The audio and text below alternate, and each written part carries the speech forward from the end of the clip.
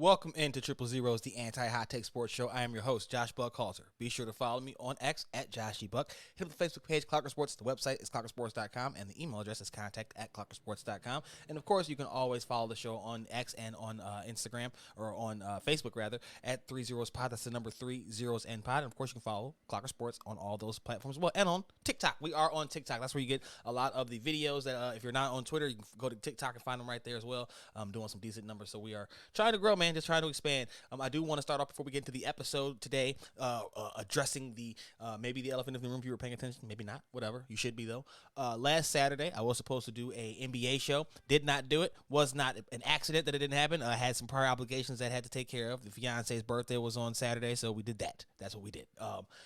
It was a fun night, but, like I said, I did promise the NBA podcast, and so I probably should have done something. Again, the two podcast setup is new for me, so please bear with me while I'm trying to adjust my my calendar, my schedule, my thought processes accordingly. So I appreciate that, but we do have a great episode today. A lot of Bears news to cover, some personal news to cover, as well as we added a new beat to the lengthy list of coverages that I am trying to provide on a daily basis. And so we'll talk about that. And I will try to tap on some NBA stuff too, because I think, like I said, I missed that Saturday show. So I do want to get into it. I am recording this right now, maybe 20 minutes ahead of tip-off on the Wednesday games. The Atlanta Hawks are taking on the Toronto Raptors in Toronto.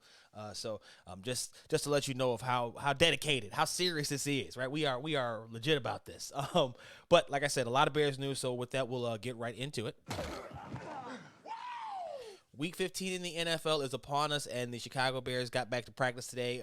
Had a very tragic, I guess, announcement. We'll go there. First of all, the injury report was light, but there were some notable names on it. Number one, we talked about last week, I believe, with Equanimeous St. Brown dealing with a pectoral injury. He's week to week. If we didn't talk about it here, I definitely wrote about it. Clocker Sports, you need to be following clockersports.com, both on X and wherever you like to get your reading materials done, like on Chrome, Firefox, whatever. Make sure you are keeping up with clockersports.com to find all the latest Bears news on a daily basis. And so anyway, that was one of them that lingered over from last week. But then you had DJ Moore pick up an ankle injury, so he was a DNP in Wednesday's practice.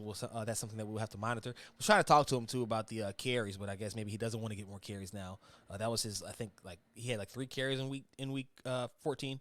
After having won the entire season, I was going to ask him if he wanted more carries to get him the ball in more creative ways. Coming out dinged up, though, maybe not. Maybe that's not the best plan of attack for him. But the other injury, the more significant injury, even more than that, is Yannick Ngakoue out for the season with a broken ankle. Head coach Matt Eberflus announced today the injury was suffered late in the game on Sunday against the Detroit Lions. And Ngakoue, who was signed late in training camp to kind of juice up that pass rush, will now miss the rest of the year after having surgery on that ankle. I think he retired. Wow. He ended the season with 3 sacks, I want to say. I'm going to double-check that before we get into the actual next part about it. And so today, that was a lot of what my questions were in the locker room to the guys. Just kind of, what are they losing with him? What kind of a player is he? And then, what was their message to him? And I was pleasantly surprised, I think, and maybe not, I shouldn't have been, because I've been saying the entire time how close this locker room is. From my, semi-inside, mostly outside perspective, they seem like a very tight-knit group of guys. And so speaking to them today about what Ngakoue means to the defense, and what 4 sacks, by the way, for Ngakoue this season, and what they're losing without him, I think was kind of eye-opening, just because, like I said, they were so full of the praise that I think maybe because he's a quieter player, right? He doesn't talk much to the media. Well, he does. He's very thoughtful, but he doesn't speak much. None of them are seeking out reporters to speak with us, but he's very thoughtful, but he's a quiet guy. And so I was kind of maybe not taken aback, but pleasantly surprised, right, by the things that I was hearing coming out of the locker room today when the players were asked about, like I said, what they're missing with Ngakoue going down, and what their plans are without him, and what their message is to him. So here is a collage of players: Justin Jones, DeMarcus Walker, Zach Pickens, Javon Dexter Sr. I think you see a little bit of a theme here. And then we also have Tremaine Edmonds and Jalen Johnson speaking as well, just about what the loss of Yannick Ngakoue. Keep his head up, you know what I'm saying? They came to me right after we won and told me the news, so I called him as soon as I got in the car, you know what I'm saying? So, honestly, me and him being, playing opposite sides of one another, than to me being sitting back and watching him, that time is not taken for granted. obviously it's tough losing a big time player like Yannick. How much he put into it, just his presence out there on the field. Definitely going to miss it. But with that being said, I'm extremely, excited for the guys that's coming behind him, getting their opportunity to go out there and display what they've been doing each and every day at practice all year. So, it's tough. Obviously, when you put so much into it, man, you never want to end it the way that obviously Yannick ended it. But, I'm definitely praying for him. I know he'll be back better than him. Yannick was an amazing person, amazing athlete, great person off the field too. So losing that and his drive, his motive, just losing that is a little devastating. But we got guys in the room to pick right where he left off. I just hope that he has a speedy recovery. He's a great player, hell of a guy, a great teammate, man, and a great friend. I just hope that he has a speedy recovery and he gets better soon. And my prayers go out to him, and his family, obviously, because they all play a role together. But obviously, in our room, it's just the next man up. This is what guys train for every day. This is because it's the NFL stuff that's happening. Somebody else can go tomorrow. Knock on wood, obviously. Whoever said. But something can happen tomorrow, and you never know. So it's next man up, and you gotta fill those shoes and make sure you fill that void, because that's what we're depending on you for when you take that starting role. So yeah. I mean, I feel like it's kind of hard to replace a veteran guy like that, but I feel overall we've had a lot of depth. So, I just feel like it kind of goes into using some of that depth now that we have. So just got to continue to step up and continue to get better. Somebody has to fill those shoes. I think you have the right guys to come in and do this. I'm praying for him, man. He's a good dude. Great guy. Definitely on and off the field. Great teammate. It's never over. It's not over for him. Like you said, he's still young. So praying for him. Sure. And so there you have the Bears players talking about Yannick Ngakoue. So side note, that was a bit of a story in the media room today. It's just whether or not it's pronounced Yannick or Yannick. Now, the pronunciation guide tells us it's Yannick, but to a man, all of his teammates call him Yannick. So I'm going to go with Yannick from here on out. And if I'm ever in doubt, it's just going to be Ngakoue. But just a lighter moment in what is really a pretty sad story, to be honest with you, because like I said, the production might not have been what fans had hoped when he first signed. 4 sacks over the entire season is not necessarily eye-popping numbers, and I think he got like 2 or 3 of those since the last few weeks since Montez Sweat has arrived, and we'll get his thoughts on that hopefully before the end of the week. But personally, the personal bond that he's built with these guys, and you go to battle with them week in and week out, it's probably bound to happen. But it was just a nice display, I think, all the way around. Justin Fields also talked about just what the what he is in the locker room and on the field. So during his press conference today, so Ngakoue is a loss that will be felt. The loss reverberates throughout the locker room, and I thought that was, like I said, a very telling set of quotes from those guys. Just the outpouring of support. You never want to see anybody get hurt. So I'm not saying that they pour out support because they like him that much. No, I'm pretty sure they would do that for anybody, but the words were said, right? It wasn't like they were like, yes, this guy, And DeMarcus Walker, that's kind of why I led with that one, especially because, like he said, they went from playing side by side to kind of sliding back, Walker, that is, as Sweat got around, and, they started Sweat and they started Ngakoue. So just love to see the outpouring of support. I'm going to have some more videos up on the YouTube channel, on the Clockwork Sports YouTube channel from the locker room today. I don't know if I'm going to do them separate yet or just do it as one big, mashup, because it's a lot. There's a lot. But I think I got, 9 clips today talking to people. So I might load those all up at the same time, and I might not. I don't know. The Minnesota Vikings are going to stay in the division real quick because there is my personal news. So, as you all know, I write for Heavy, I write for Last Word on Sports, and I write for Soaring Down South. Soaring Down South is focused on Atlanta Hawks. The Last Word stuff is focused on the Kansas City Chiefs. We do Cocker Sports, we do the Chicago Bears, and then for Heavy, I have the Chicago Bulls, the Los Angeles Lakers, and now the Minnesota Vikings. Your boy is staying busy, and as they say, being busy is a blessing. So I'm very appreciative of it, and it's kind of, I don't know, I don't consider it sneaking behind enemy lines because I'm not in their locker room and I'm not sharing secrets with anybody back and forth. It's just a great opportunity, something that I'm really familiar with. They're in the area, so I hear a lot of the what's going on and things like that. Anyway, and so we've extended ourselves a little bit more to try to make this thing work, man. And so with that, we'll talk about a couple of stories that I've covered in the past couple of days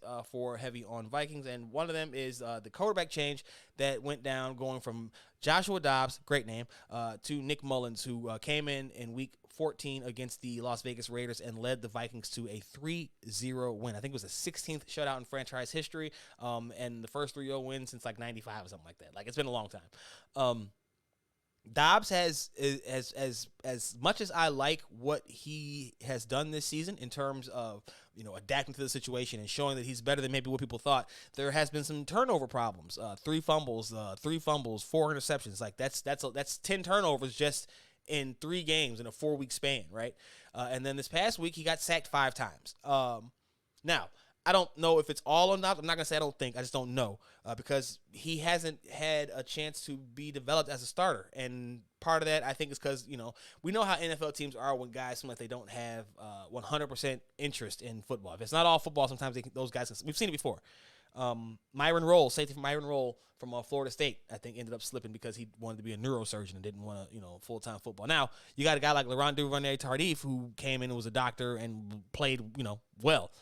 So I guess it can happen either way, but with this one, I just kind of feel like Dobbs is a smart kid, so it's not like he can't learn the playbook. Maybe it's the turnover thing, maybe they know that the accuracy issues or the slow process. I'm not sure, but the turnovers that he had in the past 4 or 5 weeks, 5 weeks, 6 weeks, something like that, just can't happen. And so the change, as much as it pains me to say, because like I said, great name, always support the Joshes out there. I think head coach Kevin O'Connor did a smart thing, going with somebody who's more familiar with the playbook because Mullins has been there since training camp, but also since last year.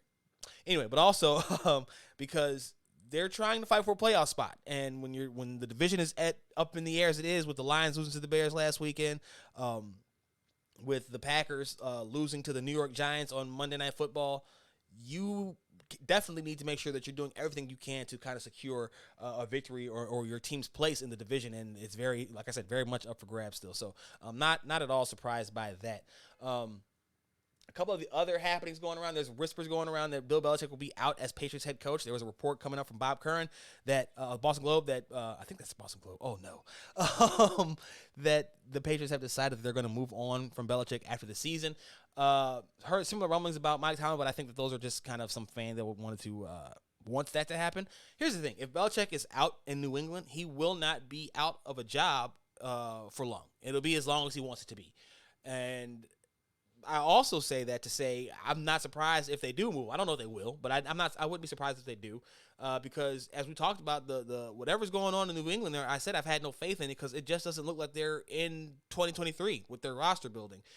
They're still doing it the old school way, defense and running game, which is cool, but in today's NFL with the rules the way they are and the athletes how they are, you have to be able to pass.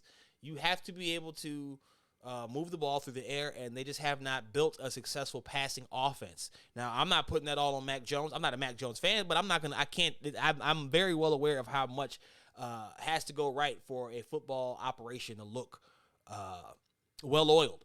And I just don't know if the Patriots have had that because of all the different offensive turnover that they've had since, and even kind of with Tom Brady still there. So that's not a shock to me at all. Like I said, don't see the Steelers making any changes because I just don't.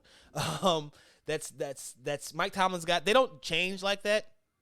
And also, I think that people kind of Mike Tomlin gets blamed a lot for not winning in the postseason, which I understand because he's made it a lot and has not won.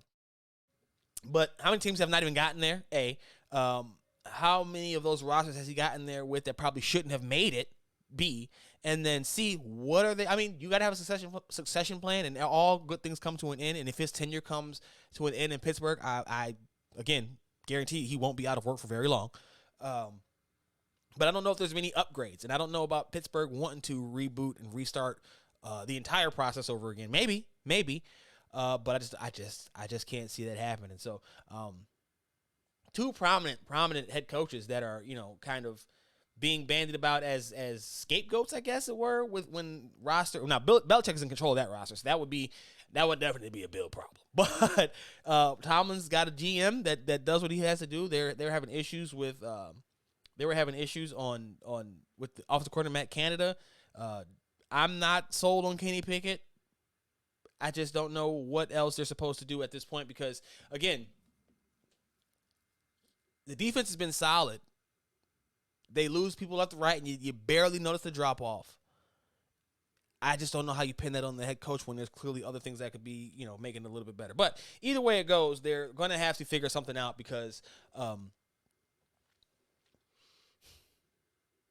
just don't know. I don't know which way you go. I really don't. in other perhaps more surprising coaching news, Arthur Smith of the Atlanta Falcons is expected to be safe.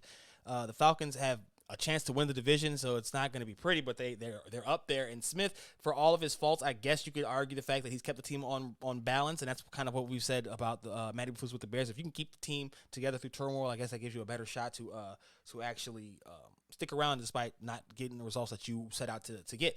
You have Tampa, Atlanta, and New Orleans all at 6-7. The only one that's out of it is Carolina. Go Bears. And so, that one I bet was a little bit, I guess caught me off guard because I don't know how safe I would expect him to be, but it is. And again, you don't have the kind of, questions about holes on the locker room like you have with Belichick or even with Tomlin and George Pickens talking about, or showing his frustration every which way. So that was an interesting one. Player news, Patrick Mahomes, I think is rightfully contrite about his outburst at the end of their loss to the Buffalo Bills. I am all for emotion, right? I'm not one of the people who piled on Caleb Williams for crying after they lost to, I don't remember who they lost to, but it wasn't important. The fact was that he lost, and he went to his mom to cry, and stands people were beating up on him for that. I'm a firm believer in there needs to be emotion in sports, so that didn't bother me one bit. What I didn't like, though, was Patrick Mahomes doing the temper tantrum. Like, it went beyond being mad and was directly square into temper tantrum territory. And I think he realized that. The image, the look didn't look good. And it was weird also because at the end of that game, you had Reed and Mahomes kind of backing Kadarius Toney, saying, basically that it either isn't usually called or he checked or whatever, only for Reed to come out the next day and say, oh, yeah, well, no, he didn't check. And then you watch the video when there's a clip floating around of Kadarius Toney running over to the side and pointing to the ref. And you could think that he's getting the point and getting confirmation that he's okay, but he hadn't even really lined up yet to get confirmation on his alignment before he turns his head back from the point. Like, it happens all so fast that I am not certain that he was able to get confirmation on a point at that fast time. It's been quite a season for the Kansas City Chiefs because all of the goodwill, right, that you build up from a Super Bowl just went out the window. In week one when they lost to the Detroit Lions, but then as the season progressed and you saw that there was just something missing, an element either to the offense or to the defense. I think it's really kind of both, but there's just something missing from this team that does not have them feeling like the juggernaut that they once were just a year ago, to be honest with you. And I've kind of oversimplified it before and said it was just Tyreek Hill, but it's not just Tyreek Hill. It's definitely not. So that's something to keep an eye on because the Chiefs had one of the greater machines, and I think they kind of took it for granted because your stud tight end has gotten older, and you haven't really found a replacement. I know Graves like he might have something to him, but we'll see if he can develop into the weapon that Travis Kelce was, or even close. But the receivers have not taken a step forward. This is the guys who were here last season. So you got Rashee Rice is looking like the best of the bunch, and he's a second-round rookie. So like that just tells you what kind of issues I think they're running into when it gets to that point. Eagles got smacked again. We talked about the 49ers exposing them. The Cowboys, it definitely wasn't exposure because the Cowboys used the same formula, attacking them with some running game, picked them apart in the intermediate area, and they were able to get to that secondary because for some reason, Philly's pass rush just does not get home like it once did. So I was spot on with that one that they might have exposed. They did. They showed you that this Eagles team, that record maybe was not fraudulent, but was definitely being held together with toothpicks and toothpaste. So now they got to deal with the reality that they're still kind of trying to scramble and figure out what is next for them. So interesting time in the NFL as we are 4 weeks away from the end of the regular season and beginning for the playoffs. You still have teams like the Bears who are very much alive for the postseason. So I'm excited for this stretch run and seeing how everything is going to play out because I really do believe that the Bears are a team on the rise. I don't know how high they're going to get, but I do like the way things have turned. If you've been following me, I've told you the locker room has never turned. Matty Bufus may not be the coach next season, but it won't be because he lost the locker room. It'll be because they didn't like the results on the field, which is a totally legitimate explanation and reason to dismiss a head coach. But it won't be because the locker room is no longer tuned in. Like I told you, you got players who are still quoting his messages even when they're not prompted to. So it's a good sight. Good to see them get rewarded for this kind of effort and work that they've been putting in all season through all the ups and downs and stuff like that. So very, very positive there. And then, like I said, for the rest of the league, man, gear up. What Steve Smith say? Ice up, son. Like, it's about to get real down the stretch here because there's no clear-cut favorites other than the 49ers, and I guess I'm probably one of the people who just doesn't want to see them be as dominant as they have looked. We've seen, I guess, when Purdy has to kind of do it as the quarterback, sometimes it doesn't go well. But how many times has he actually been put into that situation, and how many times will he be put into that situation? Because I think he's better than a lot of people want to give him credit for sure. I don't think he's a game manager. I think he's better than that. I question the ceiling, but I don't watch the 49ers on a weekly basis to know what he's doing, if he's making the routine be routine, and he's routinely also hitting spectacular plays. I just see when they come on national television, I see them dominating, but I know they got, hella skilled position players to make his job that much easier. Not saying that it does it for him, but it makes it that much easier. Just it's undeniable that that's the case.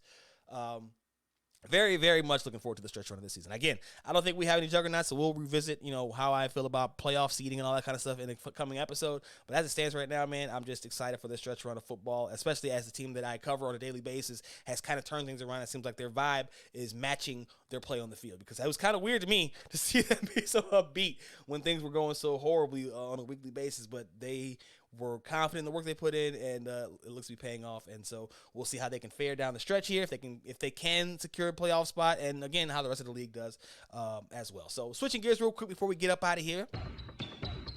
So I just want to touch on a couple of topics real quick, because I did say that I was going to do a Saturday show last week, and I did not. So like I said, I'm recording this as the Hawks are about to tip off against the Toronto Raptors, and so I just want to cover a couple of quick news nuggets. First of all, NBA referees, please stop inserting yourself into the game, man. Nobody is watching the game to see you. I don't even care if you're doing it a lot to get the game right, make it flow. Sometimes, man, I wish that there just were no refs. Like, just call a ref if somebody's literally fouled. That's the only thing I want is a foul, and a real foul. I don't care about ticky-tack fouls. He put his hand on. I don't care. Stop stopping the game. Stop making your demonstrative gestures so that you can let somebody know they got teched up. Stop being so thin-skinned about them talking trash, because they're already fired up. This is the thing. So Nikola Jokic was playing the Bulls. The Nuggets beat the Bulls without Jokic anyway. But Jokic was playing the Bulls and got frustrated and told the ref, MFer, call the MF and call the foul. That's a magic word. You will get run up for that. But at the same time, and maybe that's probably not the best example, because I think even Jokic admitted that he knew that it was a step too far. But you got things like with Trae Young, right? Trae Young is a notorious heckler of the officials, right? He'll clap in their hands. He'll give them the eye goggles. What are you looking at? He'll open your eyes. But his most common one, if I'm not mistaken, would be the clap. He's a big clapper when they don't make the call, and all right, good call, good job. He got run up so fast. And I know that he's got that reputation and he does that type of thing. But can these refs please just stop taking everything so personal? Oh, you can't talk to me. What? Come on, man. Come on, man. I'm pretty sure none of it is ever personal, right? Unless you're Scott Foster and Chris Paul. That's the only one that's personal. But other than that, I just don't understand the logic behind these refs being so thin-skinned with every single incident. And I'm not just talking about when they're being spoken to, but touch foul, and maybe it's a competition committee issue more than it is an officials issue, but it's an issue nonetheless. And this is not just an NBA thing; this is across the board. I'm tired of poor officiating. I'm tired of over officiating, miss officiating. It's bad. It's bad. Do something about it, please. I'm begging them. Now, the NBA has full-time refs. The NFL does not. Maybe that's the first step for the NFL. For the NBA, though, maybe these guys are too familiar with each other. I don't know, but I just know that I've noticed that the Hawks have been on the crud end of the stick when it comes to fouls for a little while now, and it's kind of showing up in the past couple of games, so we'll see what happens there. Speaking of the Hawks, they are facing their potential trade target in Pascal Siakam. Just wrote for Soaring Down South today an article where Matt Moore of Action Network puts about a plus 125 bet on the Hawks as the favorites to land Siakam in a trade. If he is traded, we all know how notoriously shrewd Toronto president Masai Ujiri is in negotiations. If he negotiates at all, he did let Fred VanVleet walk with absolutely no compensation coming back in free agency this past summer. So anything can really happen there. But the Hawks are going to be able to keep as close to tabs as they ever will with the game against Siakam. Maybe he goes off and they feel compelled to go and make that maneuver. But as I read about in the article, them and the Hawks are right there in the standings, so I'm not so sure that they want to boost up the Hawks, at least right now, while they're still in the thick of things as well. So that's an interesting one just to keep an eye on, because it was, I thought, a dead issue, especially with Jalen Johnson's ascension this year. But I guess maybe his injury has made them kind of, remember what they were missing before he showed that he could do it all. I'm not sure. I really don't know where this is all going. So waiting for tip-off, man, and we'll see what happens. Maybe when Johnson gets back, this will all go back away. But it did pop up today. I found that interesting that it just popped back up at random, that they're still a team to keep an eye on with Siakam. So Draymond Green, look, man, I did a whole thing about Draymond Green and talking about, if you can't be the player that you are defensively and offensively without running yourself into a foul of the officials and getting yourself thrown out of games. It's not just running out of foul of officials. It's getting yourself kicked out of games. You're taking yourself off the floor. That's the problem. And an even bigger problem is that he seems to not understand that. He's unable to separate the two things. He can't be the defender and the offensive player he is unless he's pushing the envelope. And as you get older and your skills set wanes, it becomes a much bigger issue than I think even he might want to admit at this point. So Warriors got to fix it. Steve Kerr better say something about it instead of just kind of letting things happen on the wayside because you maybe don't want to ruffle his feathers the wrong way. I don't know, but it's bad. It's a bad look. I'm talking about my man turned and clean cold cocked. Like he said that he was trying to sell a foul, but I've never seen anybody sell a foul with a wind up. And a spinning lariat like he was in WWE like Draymond did, and then try to say, oh, I didn't mean to do it. Well, what did you do the hurricane spin for?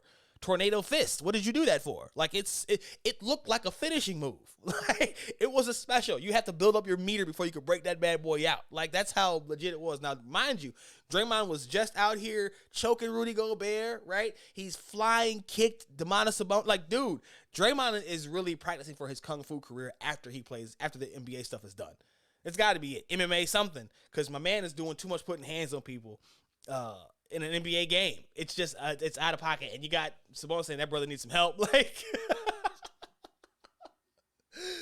oh man, Draymond has been a player that I supported for a while, right? I can't support that, man. You clocking teammates, you knocking out dude. Like, what are we doing? What are we doing? And then you could say Steve Kerr should come on, and I did say that. So I think that Steve Kerr has to kind of address it. But I wouldn't be surprised if he did address it behind closed doors. I'm also a very big believer of I'll admonish my brother in private, not in public. That's just how that goes for me.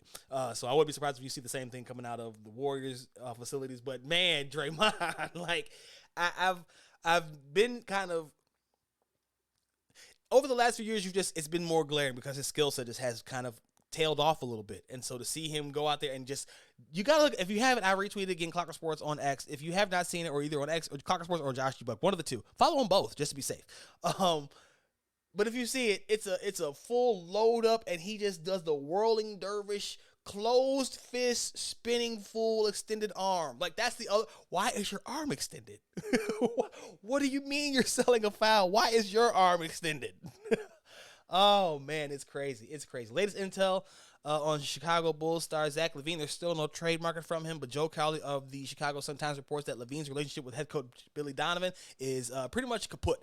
And Cowley at least points to LaVine as the reason for this. And I can see it. I don't know. I just can see it because what we've seen from this team without LaVine is a cohesive unit. And even if DeMar DeRozan doesn't want to do it, even if it's begrudgingly, he has accepted a lesser role as a crunch time killer, right? But mostly as a facilitator and attention grabber to kind of distribute the ball from there and do what he has to do when he is needed.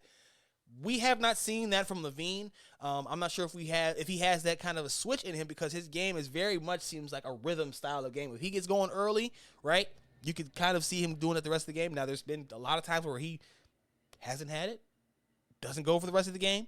We've seen him have it and then lose it in the worst moments. So he's kind of a much more of a mixed bag than what you get with DeRozan. And even if you don't want DeRozan to shoot it, you want the ball in his hands more than I think you want in LaVine's hands, who has a tendency to kind of dribble the ball with his foot, like just random things. And so you can't fault Billy Donovan for putting the ball in the most reliable player's hands. I don't know if and I'm not, but if I was in Zach's shoes, it would probably be more of an introspective moment, like, oh, okay, well, what am I not doing to have not taken the reins over on this team that was supposedly built for me, around me, whatever the case is. There's some debate about that because the Arturas Karnisovas and Mark Eversley and co. inherited LaVine and Kobe White, but they paid Kobe White, they paid Zach LaVine. That is at least some indication that they want you around.